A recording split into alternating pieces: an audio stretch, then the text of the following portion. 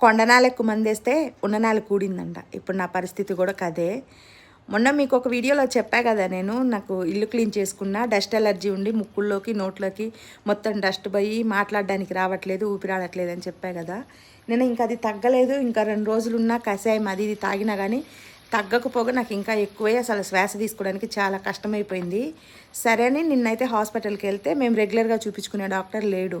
సరే అని ఇంకా వేరే హాస్పిటల్కి వెళ్తే ఆడ బోర్డు మీద క్లియర్గా రాసుంది, ఇది అన్ని రకాల నొప్పులకి చూడబడును అని. అంటే ఆర్ఎంపీ డాక్టర్ కదా, అన్నిటికీ చూస్తారు. కాకపోతే ఆయన దానికి స్పెషల్ ఏమని చెప్పి మేమైతే లోపలికి వెళ్ళినాం. ఆయనకి విషయం చెప్పినాము. ఆయన అయితే మాకు మందులు రాసిచ్చిండు. ఆయన మందులు రాసేటప్పుడు నన్ను ఒకటి అడిగిండు, అమ్మ నీకు ఏమన్నా నొప్పులు ఉన్నాయా బాడీలో అని. అయ్యో నాకు అలాంటివి ఏం లేవు సార్, బాగానే ఉన్నా, ఖాళీ ఊపిరాడట్లేదంటే సరే అని మందులు ఇచ్చిండు. మేము ఇంటికి వచ్చేసినాము. నేను ఇంకా నైట్ అన్నం తిని ఆయన ఇచ్చిన ట్యాబ్లెట్లు సిరప్ తాగి పడుకున్నా. అంతే, పొద్దున్న లేచేటప్పటికి ఎక్కడ నేలకపోయి కీళ్ళ నొప్పులు, దగ్గు తగ్గకపోగా పైన నొప్పులు ఎక్కువ వచ్చినాయి. అప్పుడు అర్థమైంది ఆయన నాకు నొప్పుల ట్యాబ్లెట్లు